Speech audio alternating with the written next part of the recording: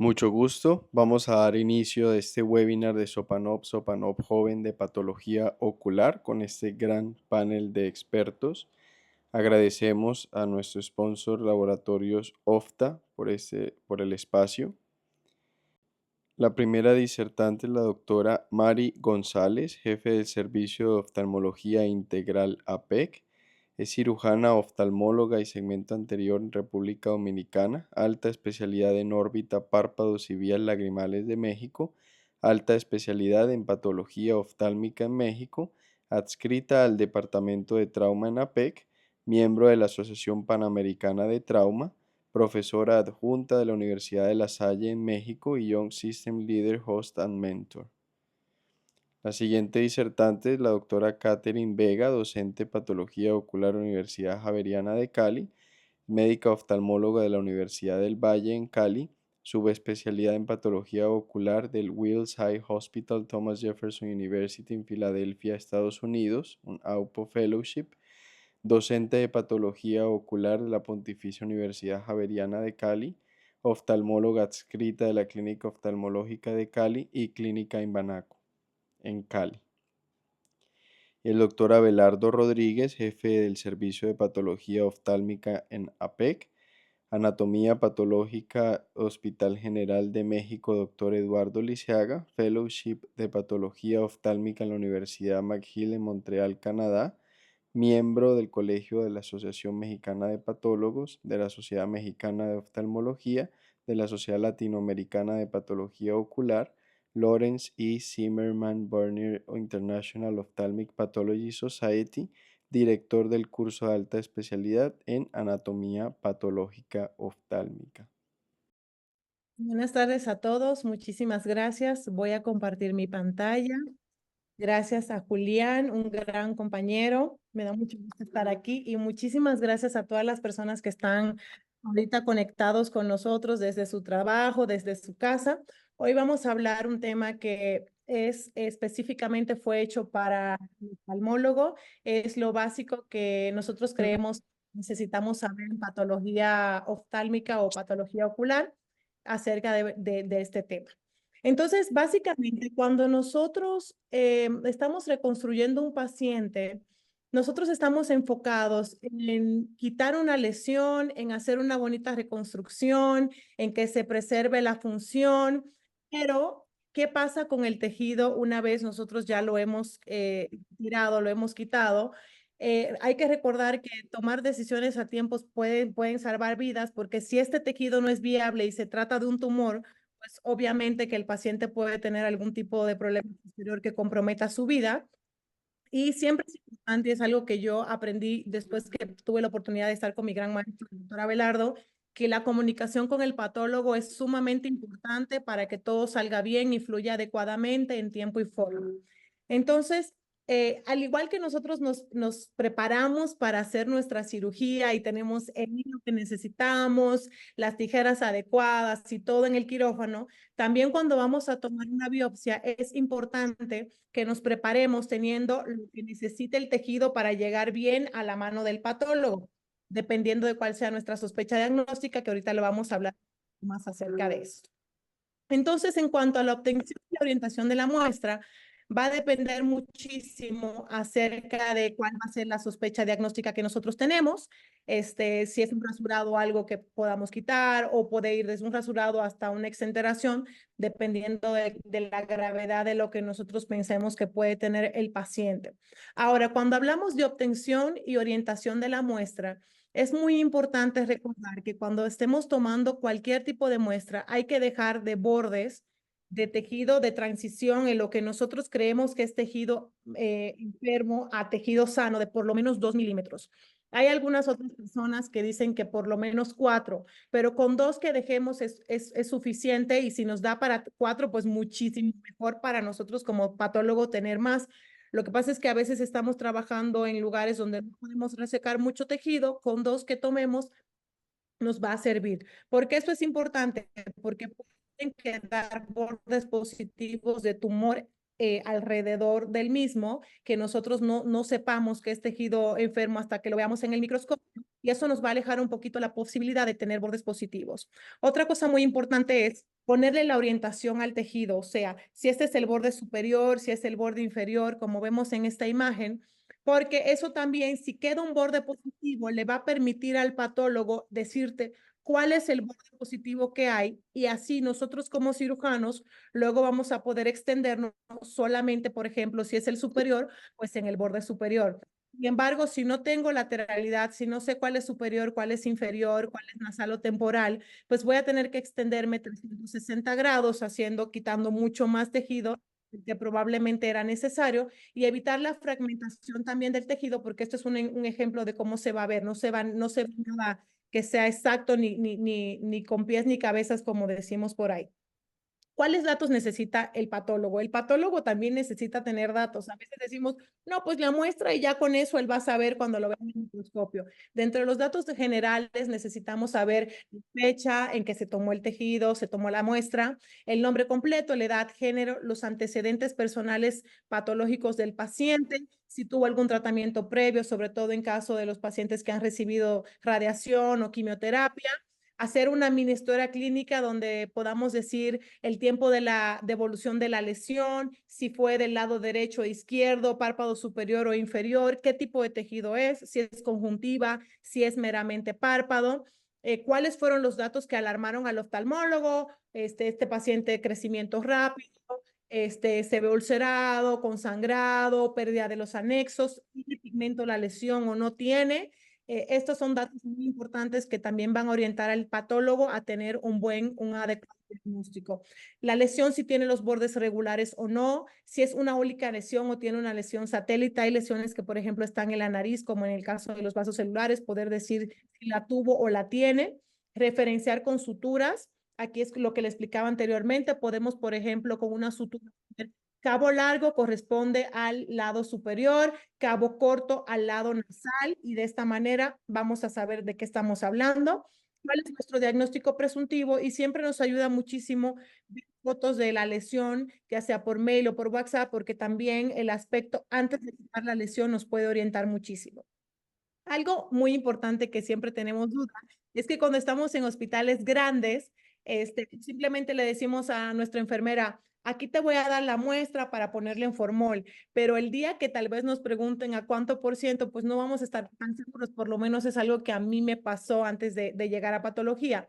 Lo adecuado es poner formol al 10%, porque en estudios se ha comprobado que esta es la concentración específica que permite que el tejido se pueda conservar, que evite la autólisis del tejido, la degradación del mismo y que anatómicamente estos cortes se puedan ver adecuadamente después. ¿Qué podemos poner en formol? Todo lo que estamos viendo en la pantalla, globos oculares, córnea conjuntiva, básicamente todo lo que estamos viendo.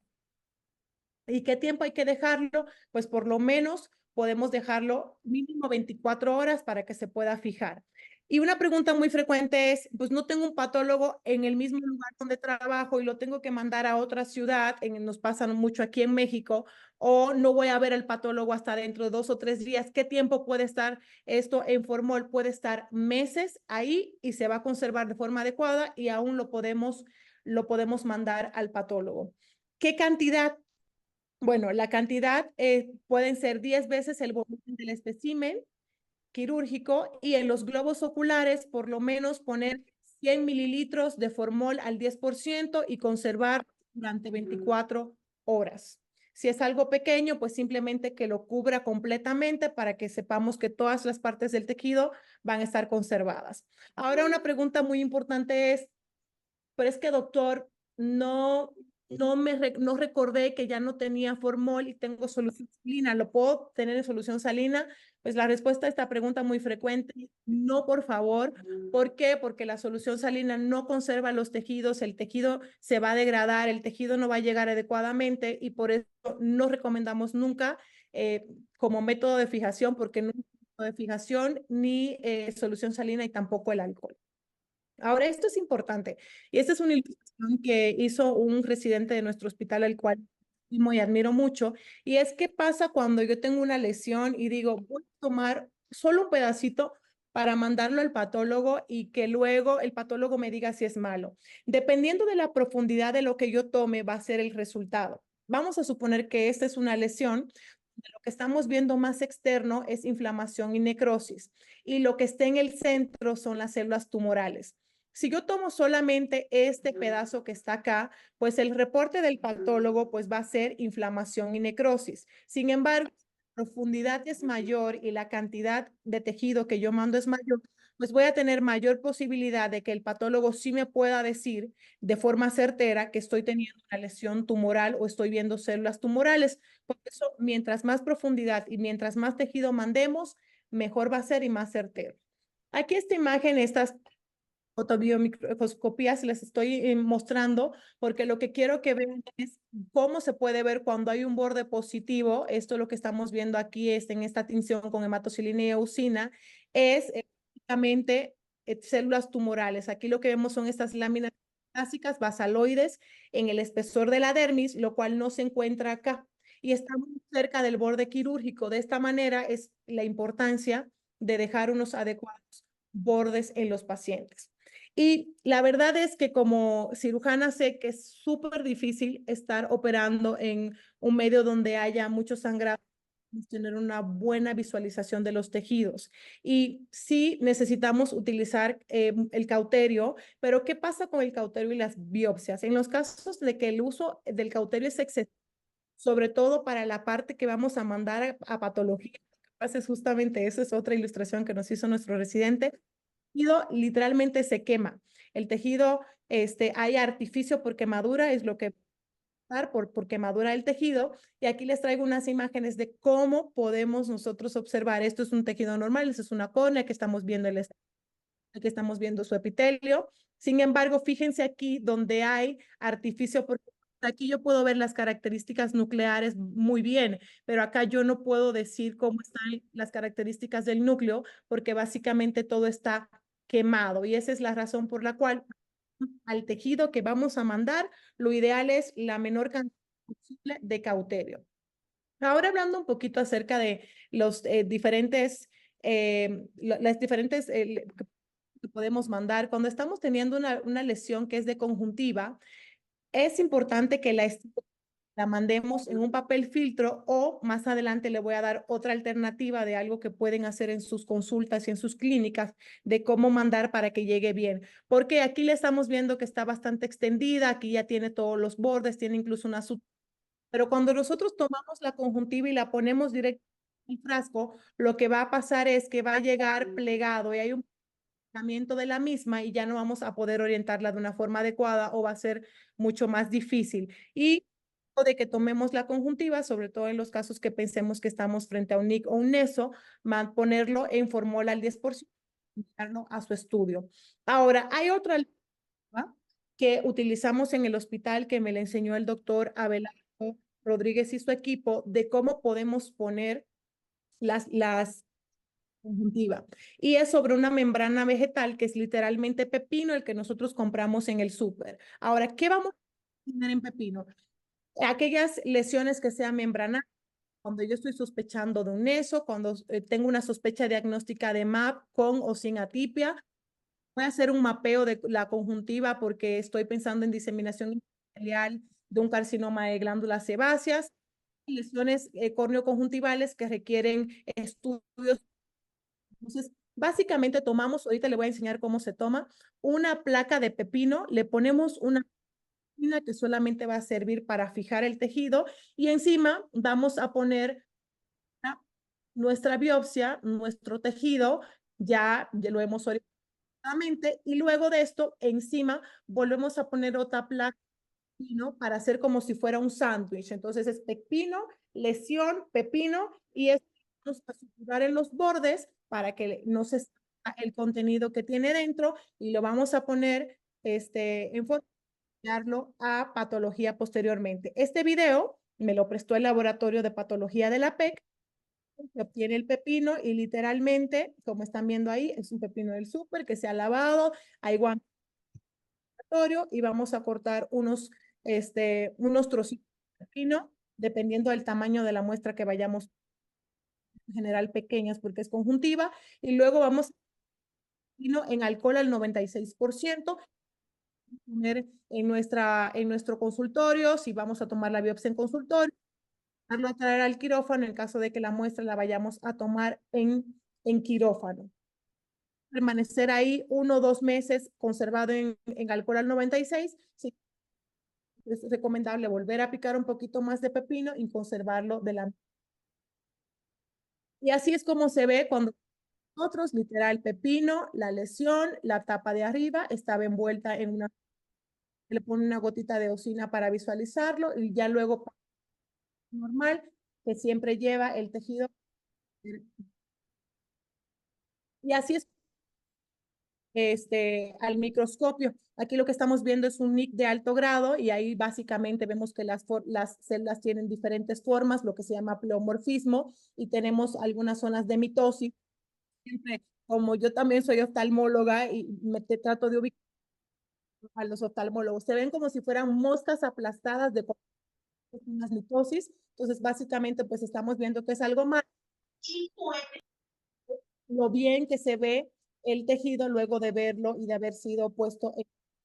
Ahora, ¿qué pasa con los globos oculares en el caso de los oculoplásticos? Es la vía menos frecuente para que se disemine, pero si estoy sospechando un melanoma, pues es importante que nosotros conservemos lo que son las vorticosas, ¿ok? Que mandamos el globo tratando de conservar las vorticosas, y en caso de que estoy sospechando otro tipo de lesión, como por ejemplo si estoy sospechando que el paciente toma, es el nervio, el óptico, que no lo cortemos al ras porque el patólogo no nos va a poder decir si ya está diseminándose o no.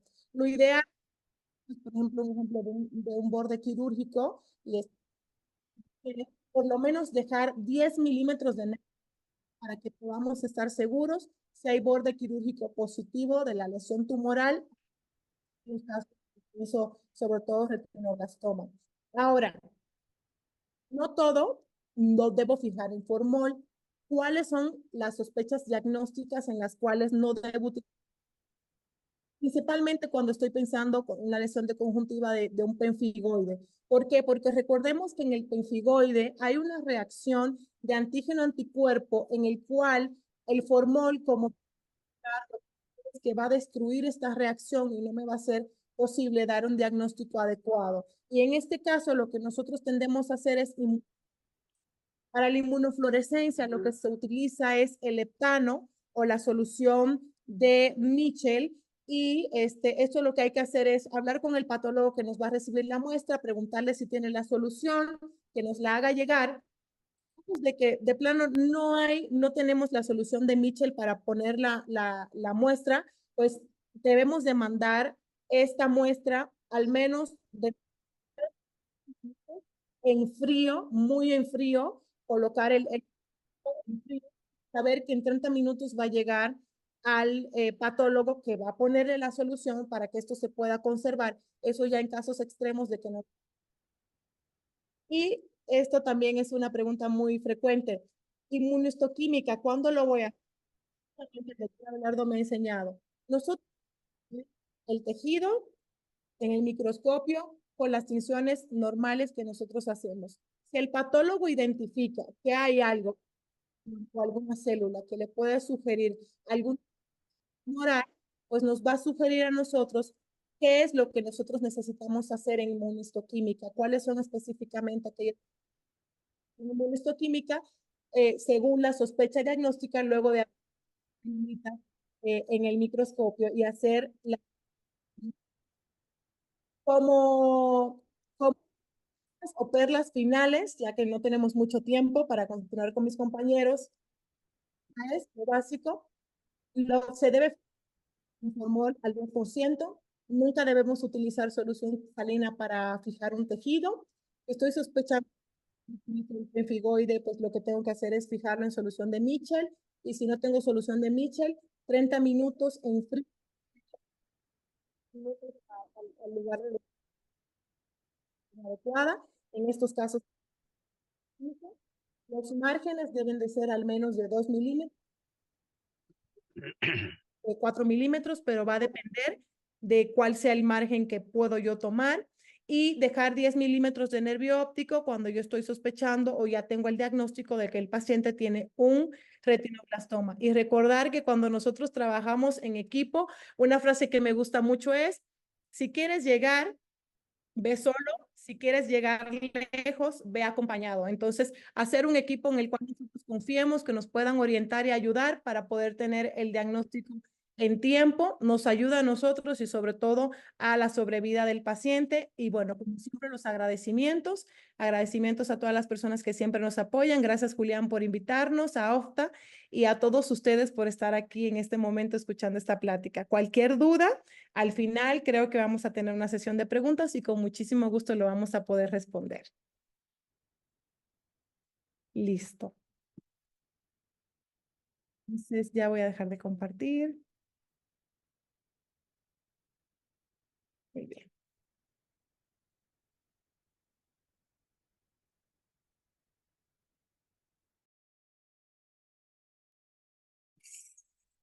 ¿Se está viendo mi presentación? Sí, Catherine, se ve muy bien. Sí, doctora. Bueno, bueno, muchas gracias al doctor de la Hoz y al doctor Espinosa por invitarme a compartir un poco de patología ocular en esta sesión. Esto digamos que me emociona bastante. Em, Bienvenidos a todos pues a esta charla. La charla que voy a dar la he llamado Hablemos del aparato lagrimal, algunas recomendaciones para optimizar el diagnóstico histopatológico. No tengo ningún conflicto de interés. Y el objetivo de esta charla principalmente es que hagamos como un recorrido sobre las principales patologías del aparato lagrimal, principalmente la glándula y el saco lagrimal, y en cada una de estas patologías hacer algún tipo de recomendación, pauta o sugerencia que el cirujano pueda adaptar para que el patólogo pueda optimizar aún más el diagnóstico histopatológico, y esto es realmente importante en aquellos casos que clínicamente son un poco confusos o atípicos. Entonces vamos a empezar con las lesiones de la glándula.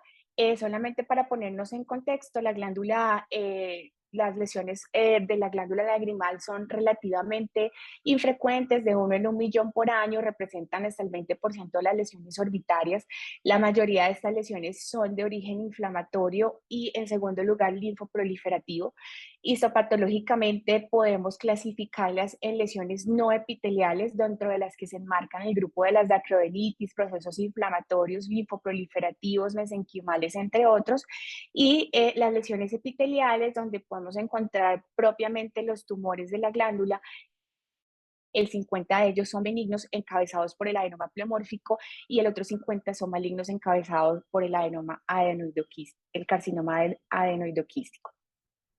Entonces, claramente, un buen examen clínico, un buen examen oftalmológico, incluso sistémico, con una adecuada interpretación de imágenes orbitarias puede ayudar a disminuir la larga lista de diagnósticos diferenciales y hacer aún más precisa la hipótesis de diagnóstico prequirúrgica, pero aún así, todavía en nuestros días, la biopsia de tejido es el gol estándar para confirmar los diagnósticos de las lesiones de la glándula lagrimal.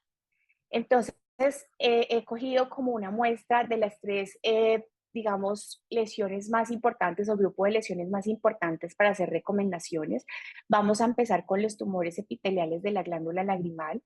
Entonces, para el adenoma, para los tumores benignos, y en este caso para el adenoma pleomórfico, que es el más frecuente, la octava edición del manual de estadificación del Comité de Cáncer ha sugerido que en estos tumores se debe hacer una resección completa del tumor e incluso de la glándula si está indicado, y claramente, y esto siempre lo hemos tenido a todos como enseñanza, que se debe verificar en el momento de la resección la verificación de la cápsula, y esto tiene que ver con que este tumor tiene un potencial de transformación maligna cuando se quedan los márgenes positivos o cuando hay alguna ruptura de la cápsula y hay algún escape de células tumorales al microambiente o al macroambiente del tumor.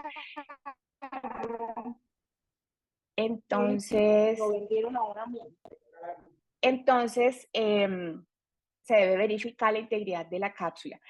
Últimamente hay una teoría de algunos autores que dice que el potencial de transformación de estos tumores no se debe propiamente a la ruptura de la cápsula o la escapada de células, sino propiamente a la mutación genética que hace que este tumor tenga esta transformación. Y de esto vamos a hablar un poquito en un par de diapositivas. Además, sugiere en la octava edición del manual incluir muestra de periósteo en lo posible en la resección de estas lesiones para clasificar si hay o no algún tipo de microinvasión. Y obviamente, pues un análisis minucioso de histología, de toda la citología y la histología del tumor y de márgenes. Esto es muy importante porque, como ya dije, este adenoma pleomórfico tiene un potencial de malignización y algunas veces este tumor puede tener algunas características de atipia sin ser del todo maligno, pero cuando ya encontramos necrosis o encontramos una aplasia claramente formada, pues ya tendríamos que pensar en que es una adenoma pleomórfico que se transformó a carcinoma hexadenoma pleomórfico.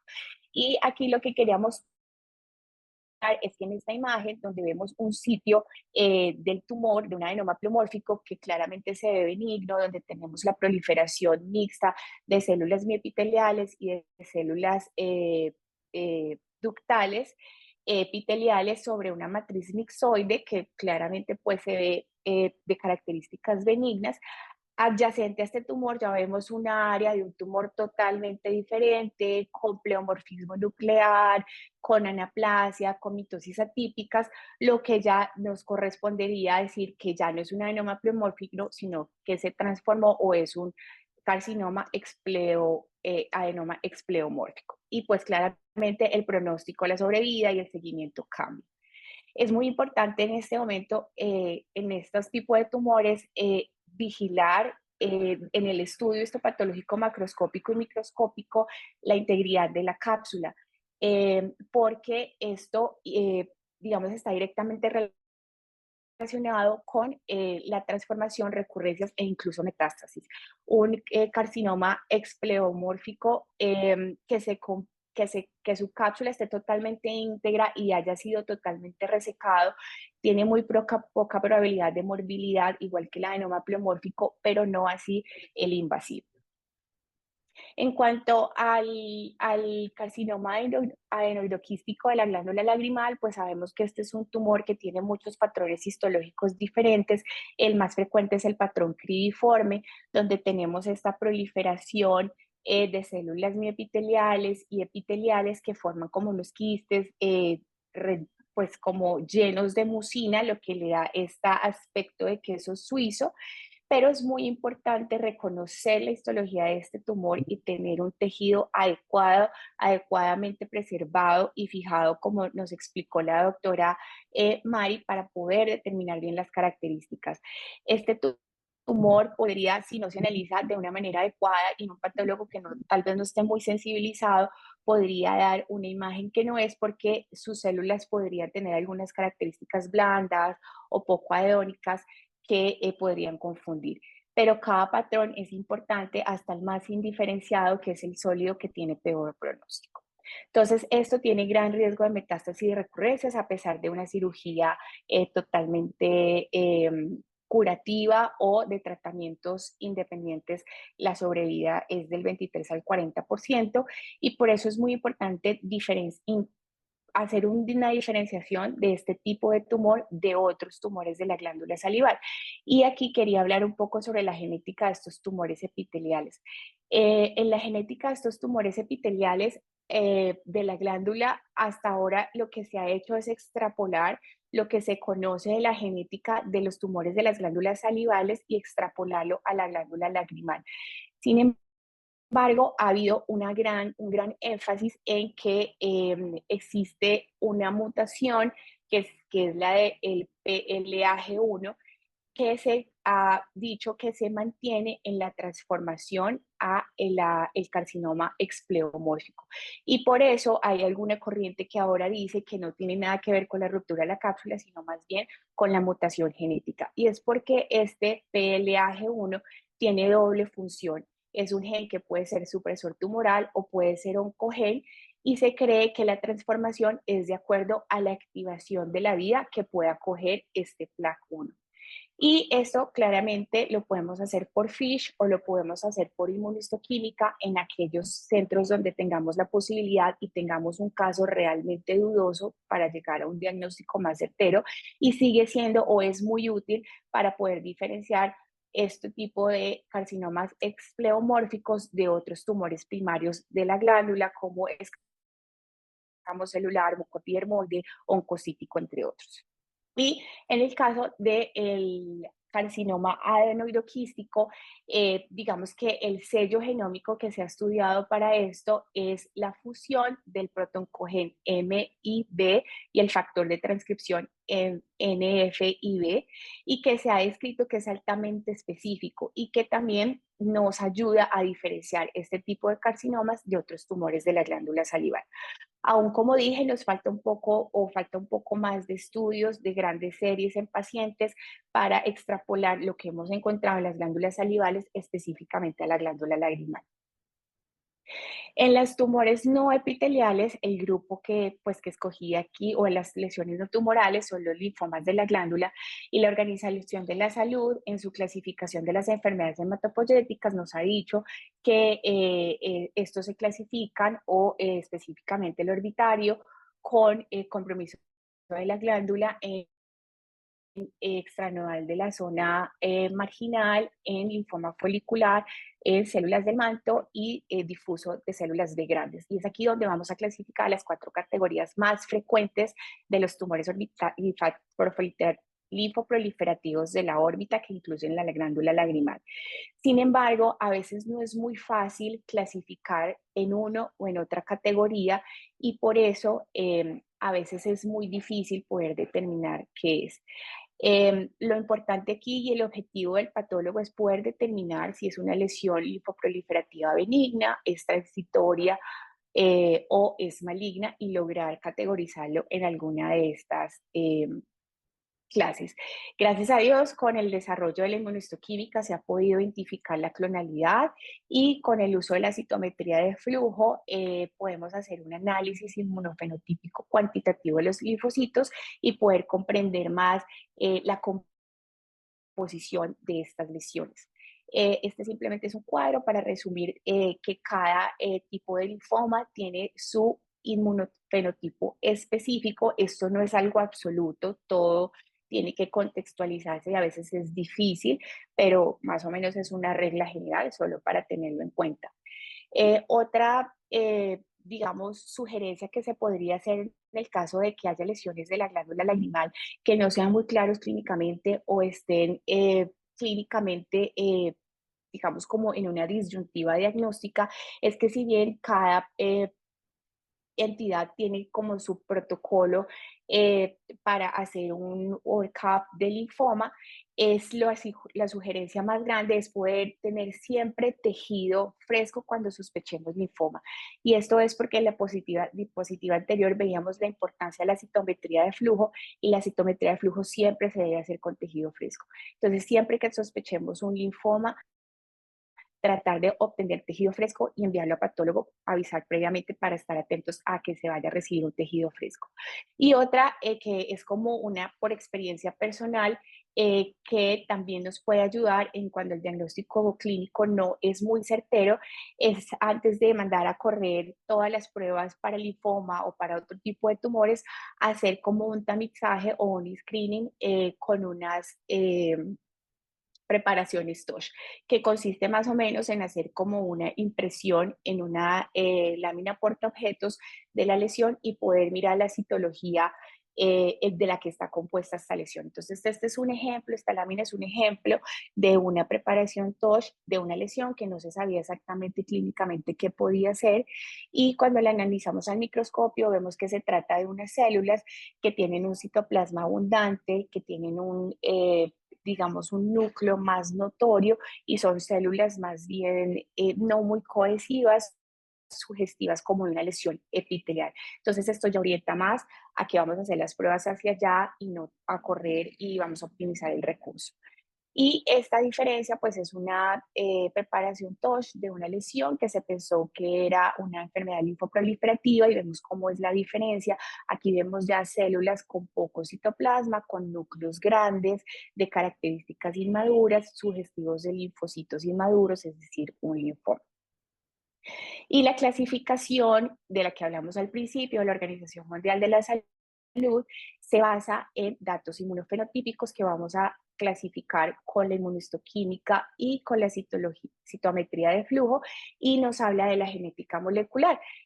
La genética molecular también ya ha cogido mucha fuerza para el diagnóstico de los linfomas, y en los centros que tienen, digamos, la posibilidad se está haciendo, y esto también se basa más que todo en los reordenamientos que se da en las inmunoglobulinas de cadenas pesadas y livianas, y como vemos en este cuadro, simplemente para información general, cada tipo de linfoma pues tiene su reordenamiento.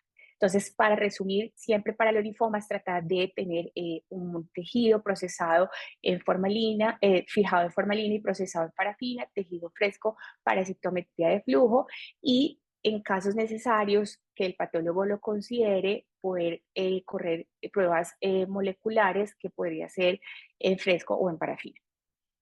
Y en la enfermedad inflamatoria idiopática de la órbita con compromiso de la glándula, aquí lo que quise traer a discusión y digamos la pregunta por lo que surgió esta revisión de tema es cuándo hacer la biopsia de esta enfermedad, hacerla antes o después de los esteroides, hacerla en qué momento. Y pues en esto realmente no hay un consenso 100%, digamos, de los cirujanos. Hay una línea de autores que defienden la realización de la biopsia previa al tratamiento en la mayoría de los casos. Y esto tiene que ver con que el esteroide previo a la biopsia podría alterar la citología de la biopsia y dar falsos positivos en el diagnóstico. Y otra línea de autores que todavía o que afirman que la biopsia debe indicarse en lesiones que no responden adecuadamente al tratamiento médico empírico, y esto también se basa en razones pues objetivas, que es por ejemplo las lesiones que están muy posteriores hacia el ápex, es difícil el abordaje, o en pacientes en los que realmente tienen digamos, una neuropatía óptica compresiva que requiera su tratamiento esteroide antiinflamatorio pronto antes de tener un resultado de una biopsia. Entonces, en estos casos, pues se debe individualizar.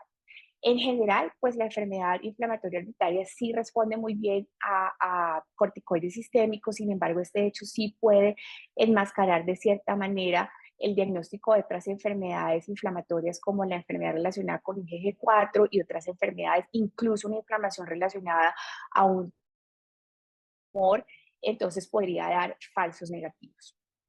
Y este artículo, que es un poquito viejo, de 1996, pero lo encontré revisando la literatura y me pareció importante traerlo porque desde este momento estamos tratando de resolver esta pregunta, es si los esteroides, antes o después de los esteroides, pero en esta, digamos, en este artículo, ellos estudiaron 27 pacientes con enfermedad idiopática y que recibieron corticosteroides como tratamiento antes, y el 78% respondió muy bien inicialmente, pero solamente el 37% lo hizo de forma permanente.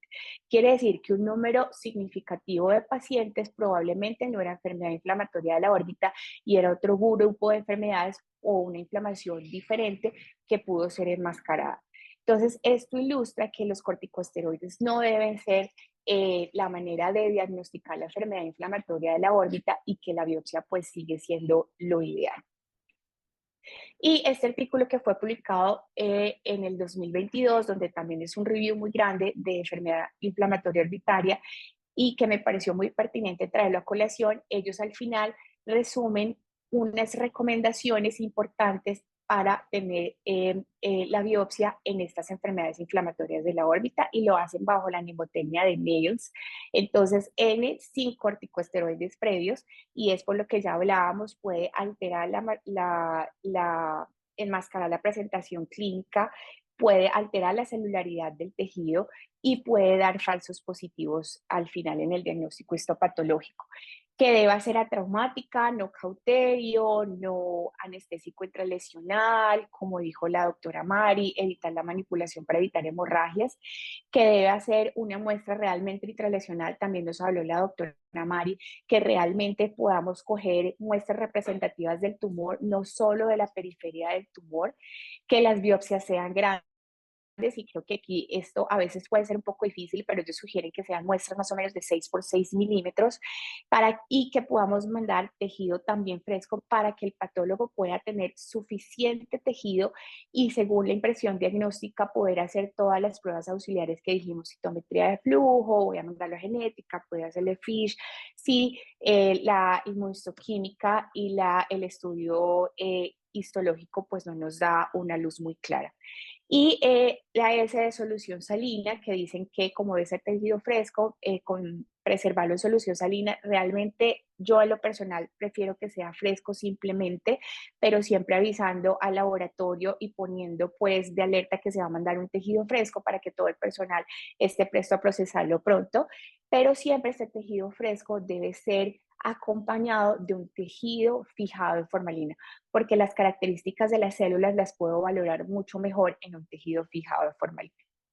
En general, entonces se recomienda obtener la biopsia para el diagnóstico de estas enfermedades inflamatorias antes de iniciar esteroides, pues podría enmascarar y retrasar el diagnóstico. Y en cuanto, pasándonos un poco, saliéndonos de la glándula y pasándonos al sistema de drenaje, aquí la pregunta que traje sobre el saco lagrimal es las biopsias rutinarias en DCR, sí o no. Y sobre esto también hay mucha literatura que decir, hay muchos estudios que lo favorecen, hay muchos que están en contra, y en este estudio que se publicó en el 2015, ellos revisaron 12 series de casos de DCRs, y en estas 12 series de casos a todos se le tomaron muestras que fueron estudios histopatológicos, y de esta muestra al final fueron 3.468 muestras. De estas, 49 tuvieron una entidad maligna en estos especímenes, y de estos 10 objetivas, y de estos 19 no fueron sospechadas pre o intraquirúrgicamente. Y al final, en toda esta serie de casos, hay 5 series de casos que recomiendan que sí debe hacerse rutina y 6 series de casos que dicen que no debe hacerse rutina, entonces queda uno todavía en el limbo. Y para eso, para tratar de aclarar un poco más, traje este artículo que fue publicado en el 2017, donde ellos también hicieron una búsqueda bibliográfica de todas las series de casos y revisaron 17 estudios de casos y controles. A estos todos se les hicieron biopsias de el saco lagrimal en las DCRs, al final obtuvieron 226 muestras, y de estas 226 muestras patológicas, 11% se sospechó preoperatoriamente, 45% se sospechó intraoperatoriamente y no se había sospechado preoperatoriamente, y casi el 25% no se había sospechado ni preoperatoria ni intraoperatoriamente. Y con esto ellos al final, la hipótesis o lo que sugieren es que sí debería hacerse una biopsia rutinaria durante las DCRs, porque hay muchas lesiones que no se han manifestado clínicamente y pues son subclínicas, y no vamos a esperar como que esté el tumor o la masa claramente visible para decir, sí, este necesita un estudio histopatológico. Entonces, por eso lo sugieren, y que detectar estas lesiones subclínicas podría cambiar el pronóstico de estos pacientes. Pero muchos podríamos decir es que en unos sistemas de salud, como por ejemplo el de Colombia, tal vez no soportemos enviar siempre patología de rutina en las DCRs. Y para tratar de resolver también estas preguntas de qué mandar y qué no mandar rutinariamente, el Colegio Real de Oftalmólogos y de Patólogos en el 2016 sacó una lista de qué especímenes oftalmológicos se deben enviar o no se deben enviar a patología, a previo estudio de costo-eficiencia de todo esto. Y para el tema del saco lagrimal, dijeron, pues en las DCRs, el flap de hueso no, pero todo aquello que se saque del saco lagrimal, incluyendo así sea un material que no parezca maligno, que simplemente sea para desobstruir o lo que sea, pues hay que mandarlo para un examen histopatológico. Y creo que al final mi sugerencia personal, pues es esa, en mi experiencia. Y bueno, eso era todo lo que traía. Muchas gracias. Creo que sí, al final vamos a tener una sesión de preguntas, si no me he excedido mucho el tiempo. Y le doy el paso al doctor Abelardo.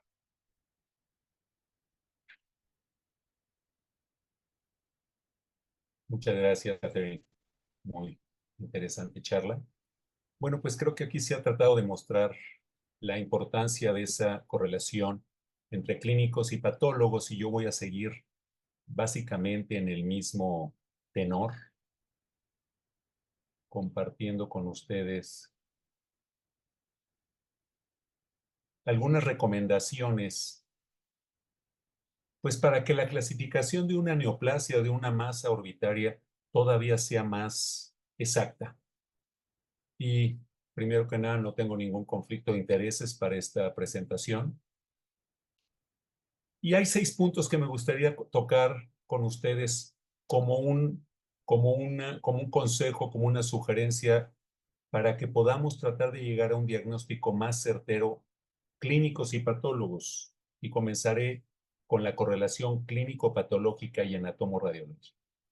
El patólogo vivimos generalmente la historia como voy a presentar estos casos, y van a ver cuando amalgamamos más componentes, el diagnóstico empieza a ser más claro y más sólido.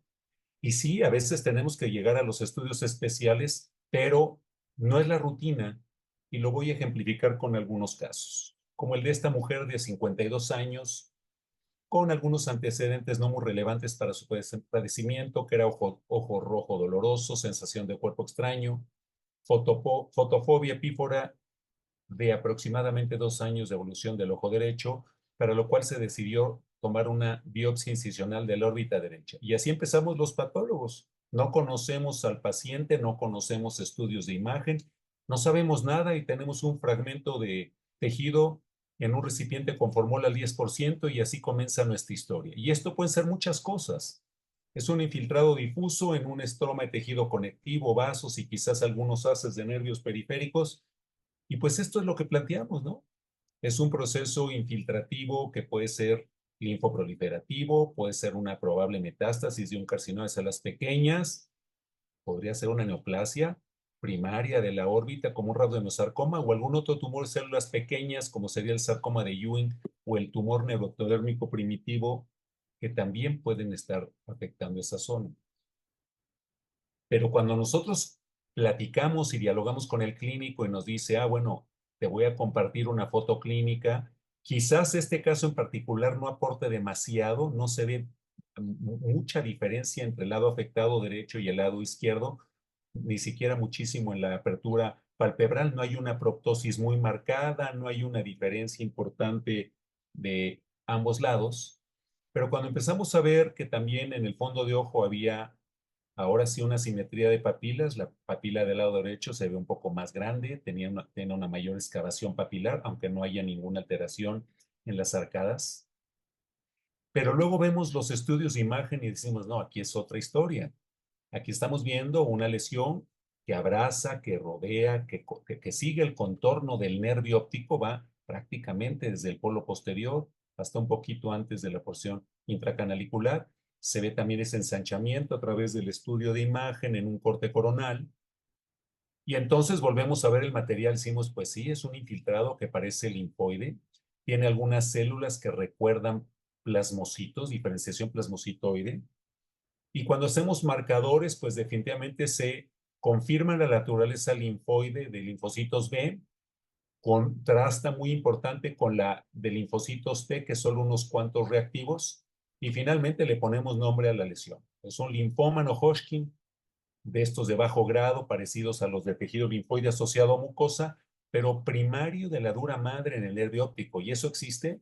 Sí, hay varios casos reportados en la literatura. El primer caso fue informado en el año 1997. Hay varios ya informados. Sexta década de la vida, afecta a más mujeres. Pueden debutar como proptosis gradual y pérdida de la visión. Lo más importante es que radiológicamente con lo que más se confunde son con meningiomas, y definitivamente hay que ir a tomar un pellizquito representativo, de preferencia no muy manipulado, para poder tratar de confirmar el diagnóstico. Este es otro caso, una mujer de 43 años de edad que llega con antecedentes aparentemente de neoplasias malignas en la familia, cáncer renal en el padre, páncreas en abuela y de colon en dos tías maternas, pero ella empieza con un dolor en el párpado inferior derecho de aproximadamente 3 meses de evolución. Aquí se ve ligeramente aumento de volumen, más marcado en la región malar del lado derecho que el lado izquierdo. Y esto es lo que vemos los patólogos. Y entonces vemos una serie de espacios que pueden ser varias cosas, pueden ser espacios vasculares, podrían ser algunos espacios de naturaleza quística, si no vemos con cuidado lo que lo está revestimiento, en un estroma un poco laxo aquí, pero alterna con trabéculas óseas. Y este es probablemente nuestros planteamientos de diagnóstico diferencial. Puede ser una lesión tipo quiste óseo aneurismático, probablemente sea un quiste óseo unicameral, a lo mejor simplemente hueso reactivo ante una lesión que no se llegó a la biopsia, o incluso una malformación vascular. Pero si nos comparten la imagen, la historia cambia. Aquí empezamos a ver una lesión expansil, que es una lesión muy lítica, con trabeculación interna, que está localizada en ese sitio del reborde que ya nos habían dicho. Y volvemos a ver otras áreas y efectivamente vemos que parecen más espacios vasculares que quistes. Muchos ocupados por eritrocitos en su luz alternan con trabéculas óseas normales, aquí más acentuado y mucho más marcado con la tinción de triclómico hemazón. Y entonces con eso sí podemos clasificar esta lesión, un hemangioma cavernoso intraóseo primario de esta localización. Un poquito el corolario de esta lesión. Hay pocos casos informados en la literatura, es más frecuente en mujeres adultas, se localiza muy frecuentemente en reborde orbitario, pero vale la pena mencionar que el hueso frontal es el más afectado y desde el punto de vista histológico existen dos variedades, capilar y cavernoso, el nuestro es cavernoso y se hace un tratamiento principalmente con muy buena resolución y pronóstico. Pero eso le corresponde al diálogo oftalmólogo-patólogo.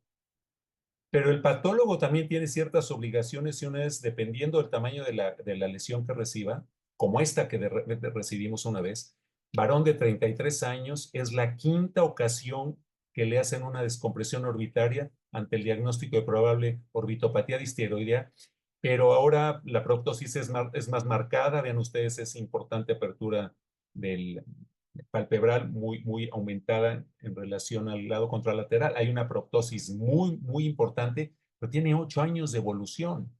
De repente se le antoja que por el tiempo de evolución no sea tan largo, no sea neoplásico. Nos dejan ver el estudio de imagen y vemos una lesión inmensa. Es más grande que el globo ocular mismo.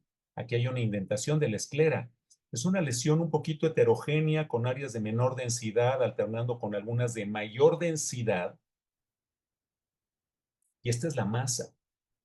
A veces yo me admiro cuando sacan estas lesiones y dejan el globo ocular. Se pregunta uno por dónde salió esta lesión tan enorme. Bueno, una lesión aparentemente bien delimitada, no está encapsulada, pero remeda que está una superficie externa lisa, era de consistencia blanda, pero había unas áreas en el muestreo que eran de consistencia dura. Y dijimos, ¿será que se trajeron parte del reborde orbitario o es una lesión que está en el espesor de la masa? Vean el aspecto gelatinoso, mixoide, muy amarillo pálido. Bueno, metimos cortes histológicos y empezamos a encontrarnos estos hallazgos, ¿no? Que hay muchas células que parecen células en anillo de sello, con este núcleo rechazado a la periferia y este gran espacio claro al centro. Pero empezamos a ver que algunas células tienen una importante atipia nuclear. Vean estos núcleos grandes hipercromáticos, estas vacuolas intranucleares en células muy anormales. Y esta era la zona de la consistencia dura. Había un fragmento de metaplasia ósea. Este es un dato muy valioso. ¿Por qué? Para integrar el diagnóstico que finalmente hicimos. Un liposarcoma bien diferenciado, o también llamado tumor lipomatoso atípico de la órbita. Hay pocos casos informados en la literatura, menos de 70 primarios de la órbita, menos de 30 de la variedad bien diferenciada o tumor lipomatoso atípico. Y vale la pena mencionar que estos tumores, afortunadamente, que no es el caso, tienen baja recurrencia, esta era la quinta, y presentan un bajo potencial metastásico. Pero a veces nos llegan lesiones de consistencia ósea, pétrea, y hay que procesarlos, como estos ejemplos de estas lesiones óseas que les quiero mostrar. Una lesión en todo el reborde medial de la órbita que desplaza lateralmente el globo ocular y le provoca cierta proptosis, y correspondía a esto. Vean ustedes la masa que está en íntimo contacto con la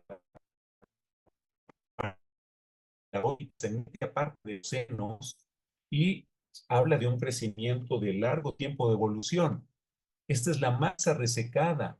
Era una piedra que tuvimos que descalcificar por varios días. Y cuando ya disminuye la consistencia porque se perdió el calcio, hay que neutralizarla. Hay que quitarle lo que hizo el ácido para quitar el calcio, para que el tejido sea de calidad óptima y poder emitir un diagnóstico. Y ver estas trabéculas con esta conservación de las líneas de cementificación, lo que parece un conducto de Havers, y muy escasos núcleos que parecen osteocitos, pero no tenemos una respuesta osteoblástica en la periferia de estas trabéculas óseas maduras. O este otro caso de este chiquitín, que empezó con un desplazamiento del globo ocular hacia abajo, ligeramente proptótico, de algunos meses de evolución. Se hicieron algunos estudios de imagen y se encontró esto, que había la presencia de una lesión en el techo de la órbita óseo, muy expansil, muy heterogénea. Se tomó la biopsia y fue lo que encontramos. Hay una serie de material que parece ostioide, que en el centro se calcifica y lo que más recuerda son cuerpos de samoma, se llaman cuerpos samomatoides, que están en un estroma fibroso, pero dicho sea de paso, alrededor de ese ostioide podemos ver una cantidad variable de osteoblastos reactivos. Esta es una lesión fibrósea benigna, pero hay que poderla separar de neoplasias óseas malignas. Y les muestro este otro que es el malo de la película, en donde pues es una chica joven que comienza con una afección muy paranasal, con una epitaxis posterior de varios meses de evolución, con esa afección orbitaria bilateral, que aquí se confirma como tenemos una gran lesión osteolítica destructiva que abarca mucho los senos paranasales, pero acá sobre todo en la órbita derecha se empieza a meter a la pared medial. Y cuando se toma la biopsia, pues tenemos que hacer un muestreo, tuvimos que descalcificar, pero cuando encontramos nosotros la presencia de este material eosinófilo amorfo parcialmente calcificado, que está inmediatamente rodeado por células neoplásicas, esto es un ostioide maligno producto de un osteosarcoma. De tal manera que la calidad del tejido tiene que ser óptima para que la interpretación sea correcta. De lo contrario, vamos a estar haciendo muchos falsos positivos o negativos. Cortes finos. Cortes finos lo hacemos mucho en las lesiones hematolinfoides. Cuando tenemos un infiltrado rico en linfocitos, rico en células de aspecto granulocítico, o tenemos muchos histiocitos. ¿Por qué? Para ver una sola capa, para no ver sobreposición de muchas capas y estar sobrediagnosticando lo que no es. Y este es el caso de una mujer de 22 años sin antecedentes de importancia para su padecimiento, con un aumento de volumen aparentemente de la región superotemporal derecha, de 1 año y medio de evolución, y ese es el aspecto clínico. Hacia la zona de la cola de la ceja tenemos un aumento de volumen, discreta hiperemia palpebral. Esto es lo que se encontró en el estudio de imagen, con este aumento importante de volumen, bien delimitado aparentemente en el sitio de la glándula lagrimal. Y se decidió, con el diagnóstico de un probable tumor mixto, hacer una biopsia excisional a través de surco palpebral superior, y esto es lo que nos llegó. En esta fotomicrografía, que es a mediano aumento, se reconocen los acinos de la glándula y vemos que están rodeados por muchas células, predominantemente linfocitos, algunas plasmáticas, pero algunas de mayor tamaño que son difíciles de limitar su citoplasma y parecen estar mezcladas con las otras poblaciones celulares. Pero si hacemos cortes finos, de repente empezamos a delimitar que en esta célula, que se puede contornear, hay otras dentro de ella. Este es el núcleo de la célula y estos son otras células que están fagocitadas. Y aquí podemos ver otra de gran tamaño que tiene varias células que corresponden a linfocitos y a células plasmáticas. Este fenómeno se conoce como linfocitofagocitosis o emperipolesis. Y aquí tenemos uno más claro, en donde vemos dos células, el linfocito con este halo claro fagocitado y el núcleo del histiocito, que es el que tiene esa capacidad de fagocitosis, de tal manera que podemos tener el diagnóstico muy correcto de una enfermedad de Rosay-Dorfman de la glándula lagrimal en una paciente joven. Tinciones de histoquímica definitivamente son de mucha ayuda, sobre todo en ciertas neoplasias. Por ejemplo, esta mujer de 73 años con un enoftalmos del ojo izquierdo, de aparentemente 9 meses de evolución. Aquí se ve en esta proyección una simetría extensas del enoftalmos izquierdo. Y aquí vemos en los estudios de imagen cómo hay un gran compromiso de parte de la órbita, techo, piso y las paredes medial y lateral de ese lado afectado. Se decidió tomar una biopsia incisional y esto es lo que recibimos. Si lo vemos al bajo aumento, podemos equivocarnos todos. Se ve un infiltrado de células que parecen inflamatorias, parecen linfocitos, parecen células plasmáticas, pero si las vemos en conjunto, algunas son más grandes que otras, hay núcleos más hipercromáticos que otros, y ya no nos empieza a gustar que algunas tienen un núcleo rechazado a la periferia y tienen algún citoplasma claro, la presencia de una luz, de tal manera que se pueden hacer tinciones especiales y esta es una tinción de mucosubstancias para hierro coloidal, lo cual nos delimita que el citoplasma de estas células es mucoproductor. Quiere decir que tenemos unas células que producen moco de estas características y lo podemos confirmar con un marcador epitelial, que es este cóctel de citoqueratinas, que confirma la naturaleza epitelial de esta neoplasia, que es un carcinoma metastásico primario, el primario en glándula mamaria. Es una neoplasia que puede debutar como la metástasis antes que el primario. No solamente es glándula mamaria, más frecuentemente en mujeres, en varones es próstata, aunque también hay otras localizaciones como pulmón, riñón, tracto gastrointestinal y otros sitios. Y finalmente, los estudios especiales. Podemos pedir muchos, pero esto no es un reemplazo, jóvenes, esto es un complemento. Y el mensaje creo que más importante es que primero veamos la rutina y luego indiquemos lo especial y no lo hagamos al revés, porque no nos van a reemplazar o quizás vamos a estar en un problema mayor. Y esto pasó en este jovencito de 18 meses que tenía una afección palpebral bilateral de aproximadamente un mes de evolución. Ven ustedes qué marcado. Se hicieron los estudios de imagen que pues confirman un poquito la naturaleza de estas masas de localización palpebral con una reflectividad alta. Y estas fueron las posibilidades diagnósticas que se plantearon. Linfangioma contra un proceso linfoproliferativo y se decidió hacer una biopsia excisional 4 párpados. Esta fue una decisión muy del cirujano, ya que vio que no había un compromiso importante de estructuras de esta localización. Y esto fue lo que nos llegó a los patólogos. Este es el músculo esquelético donde vemos un infiltrado difuso de células medianas que no tienen cohesividad, aquí metidas entre la grasa, y aquí las vemos a gran aumento con mitosis y que en algunas áreas ese aspecto contorno de los núcleos irregular, hendidos, recuerdan quizás un poquito una naturaleza mieloide o granulocítica. Hicimos una inmunoreacción de mieloperoxidasa que confirma la presencia de esas enzimas en las células neoplásicas y confirma su naturaleza granulocítica o mieloide. De tal manera que esto es un sarcoma mieloide con afección bilateral de párpados y órbitas. ¿Qué mensaje les compartiría yo de llevarse a casa?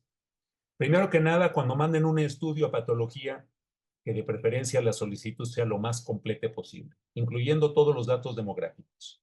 Segundo, cuando puedan ayudar con una fotografía clínica, bienvenido. Lo agradecemos mucho a los patólogos.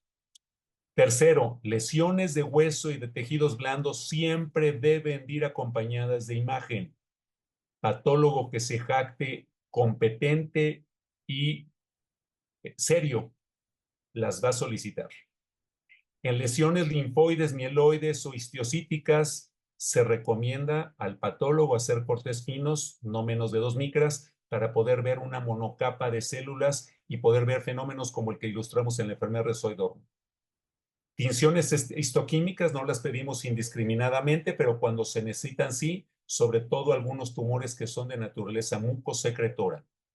Y los estudios especiales jóvenes, la inmunohistoquímica o algunos otros más de biología molecular, generalmente quien lo solicita es el patólogo como un complemento al diagnóstico de su diagnóstico que ya se plantó morfológicamente.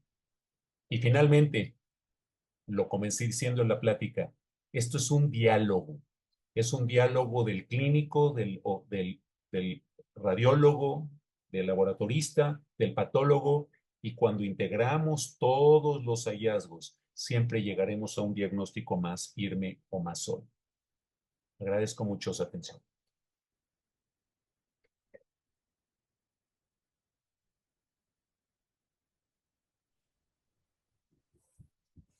Excelente, doctores, la intervención de los tres. Muy, muy, muy interesante. Aprendimos muchísimo. Está buenísimo. Hay varias preguntas. Vamos a estar contestando directamente los de la sala y algunos en el chat que han ido contestando las doctoras también. Mirta, adelante, si quieres moderar, porfa, la sesión de preguntas.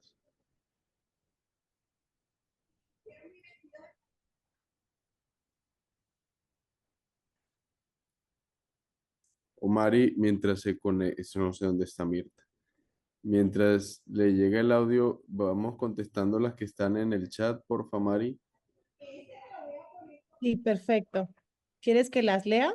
Sí, porfa, lees la pregunta y elaboras en la respuesta, porfa. Va, perfecto. Bueno, y algunas, el doctor Abelardo también estuvo contestando, por ejemplo, preguntaban acerca de la citología de impresión que se utilizaba de apoyo y aquí pues ya el doctor muy bien contestó de que se puede utilizar como apoyo previo a la biopsia y que también como único método diagnóstico en lesiones clínicamente sospechosas de NIC, o NESO y que tiene un mayor uso en deficiencia de células del limbo.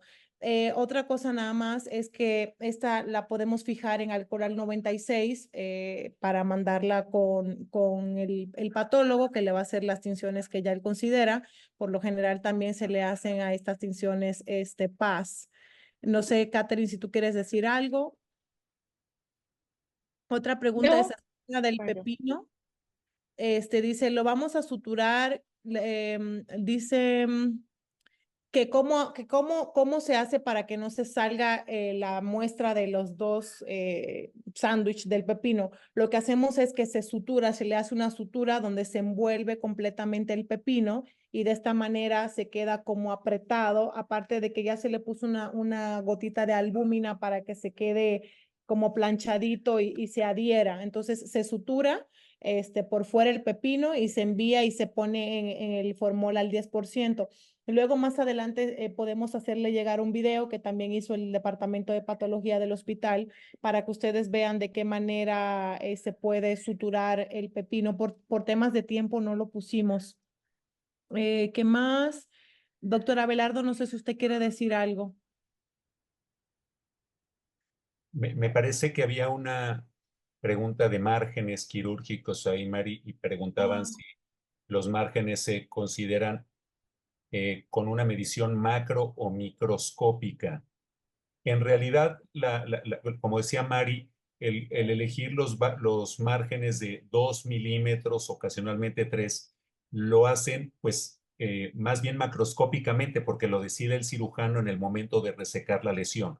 Entonces vamos a decir una cuña de espesor completo, pues ahí él calcula que tiene que darle 2 milímetros al lado y lado para que trate de dejar ese margen, digamos, de confianza y poder tratar de garantizar que se quita la lesión.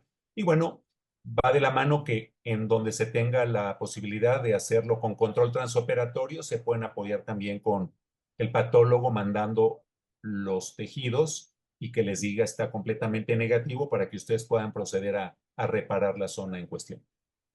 Otra pregunta es de Eric, doctor, desde Perú. Sí, Aquí conectado, gracias Eric por estar aquí. Eric estuvo con nosotros un tiempo en el hospital y dice, mi pregunta va relacionada al estudio de los sacos lagrimales. ¿Se recomienda el uso de tinciones especiales? Considerando que la mayor parte de las patologías son inflamatorias o infecciosas, ya Catherine contestó y usted también creo que habló un poquito acerca de que lo principal es tinción con hematocilina y eucina y paz, y dependiendo de lo que observemos en el microscopio, de las características celulares, de lo que nos pueda orientar ahí, ya vamos a ver si vamos a realizar otro tipo de tinción aparte de las de cajón que siempre hacemos. Ya Catherine lo puso en el chat y doctor, no sé si usted quiere agregar algo más a esta respuesta. ya se contestó, Mari. Muchas gracias. Creo que es la doctora Jimena Arce que está conectada, no sé por qué solo dice Jimena, pero supongo que sí. Dice, muy buenas charlas, felicidades Sopanop Joven, excelente elección de tema. Definitivamente necesito un Abelardo acá conmigo. Casos más buenos, que solo tú llegarías al diagnóstico. Y a ver, ¿qué más? No, como que no logro ver bien. Presentaciones, gracias. Muchas felicitaciones. Gracias a todos ustedes por estar conectados. Ah, ya vi la de los márgenes quirúrgicos, ya el doctor la contestó. Hay una pregunta, Hay una Mari, que sobre dice el sobre berilo la de albúmina. vitamina. De la albúmina, perfecto. Doc, ¿quiere usted contestar de la albúmina? ¿Cómo se hace? La albúmina, Mm. ok, ya. Sí, usted dígale. Mari, perdón, se congeló un poquito la imagen, no escuché completamente la pregunta. Preguntan Perdón. acerca de la albúmina y básicamente pues les iba a decir que es clara de huevo, literal, es la clara de huevo. O sea, esto es una receta de cocina. Pepino del súper, huevo del súper, tomamos la clara de huevo, ponemos un poquito en un bowl de la clara de huevo. Le ponemos un poquito de glicerina que la podemos encontrar en una farmacia especializada normal y una pizquita de fenol, o sea, literal, tomamos fenol y es como unos 3, 4 granitos de fenol, se mezcla, se pone en un botecito de eso que utilizamos para lubricantes y en el momento que tomemos el pepino, ponemos la gotita de esa mezcla, que es lo que le llamamos albúmina, arriba el tejido, arriba la tapa, o podemos poner incluso arriba del tejido otra gotita y es para que se selle completamente y no se mueva para ningún lado. No sé, Doc, si usted quiere decir algo más. No, en base ya que preparaste, como dices tú, el frasco gotero, ese frasco no se tiene que desechar, se puede conservar a temperatura de refrigerador unas 2, 3 semanas y calculando más o menos que no sea más de un mes, preparar un nuevo material para que no se contamine y todo esté en condiciones óptimas. Lo mismo con el pepino, o sea, tenerlo ahí en el consultorio y tratar de cambiarlo cada cierto tiempo, sabiendo que es algo que no es muy costoso para evitar el riesgo de que vayamos a tener algún tipo de contaminación. Pero es una muy buena técnica, que tiene muchos, muchos años. El doctor Abelardo me comentaba que el maestro Gómez Leal le encontró en un libro de, no sé, 1800, o sea, muy, muy, muy antiguo, y funciona perfectamente para que lleguen planchaditas y es algo económico que lo podemos utilizar y fácil de hacer. Correcto. Aquí hay otra pregunta, dice, en Colombia es difícil que las entidades de salud cubran especímenes que no tengan previamente a la cirugía sospecha o diagnóstico de tumor o malignidad. Es el caso de los pterigiones y me preocupa que va a pasar lo mismo con los sacos lagrimales. No creo que las EPS o la POS vayan a cubrir estos especímenes. ¿Qué opina la doctora Catherine que podemos hacer como gremio para lograr que podamos enviar estos especímenes para estudios histopatológicos? Bueno, gracias doctora Dolmich por la pregunta. Y creo pues que compartimos la preocupación. Digamos que esto no es un tema que sea reciente o que sea un tema nuevo. Hay muchos, muchos estudios sobre el pterigio, sobre las neoplasias intraepiteliales inadvertidas o insospechadas clínicamente, pero confirmadas histopatológicamente. Eh, yo creería que, digamos que podríamos unirnos tanto patólogos oculares como oftalmólogos y hacer conversaciones. Es decir, yo creo que con la evidencia científica y con la evidencia clínica es lo que debe predominar. Los estudios están allí, los estudios existen y los resultados clínicos están ahí en la literatura, y creo que podría ser posible hacerlo. Algo que No también sé si... nosotros podemos, bueno, que hacemos en el hospital es, ante la sospecha de una lesión, que yo pueda pensar que es neso, es hacerle un OCT de segmento anterior y en base a las características epiteliales, también nos podemos orientar hacia si puede ser algo maligno.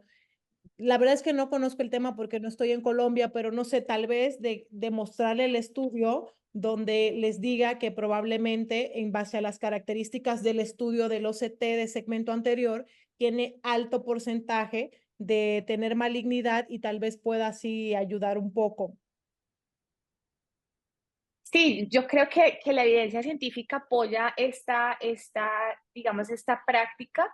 Eh, Claramente, como dice la doctora, nuestro sistema de salud, pues no tiene los recursos para hacer esto de rutina en este momento, pero creo que es porque como grupo y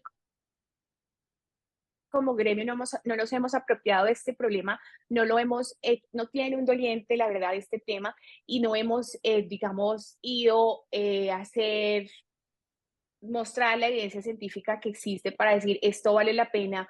Al final, prevenir una neoplasia, las complicaciones, mejorar el pronóstico de los pacientes es lo que va a ser más costo eficiente que dejar de enviar estas patologías.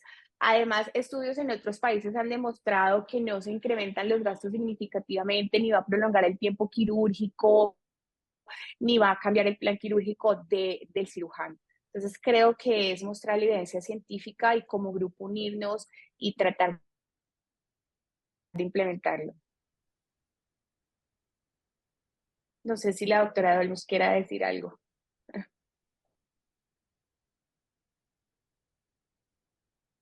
Bueno, por lo pronto en el chat no hay ninguna otra pregunta.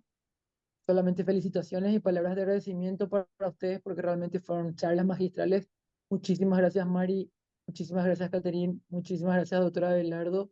Realmente este tema era muy importante para nosotros y creo que todas las dudas fueron abordadas y va a estar disponible en el canal de YouTube de Sopanov para todos los que entraron un poco a destiempo para poder ver desde el principio. Muchísimas gracias a todos y muy buenas noches.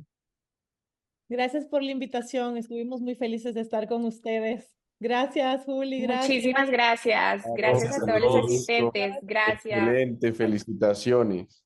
Gracias, Julián, igualmente para Gracias a todos. todos por estar aquí. Hasta Bonita luego. noche. Esta noche.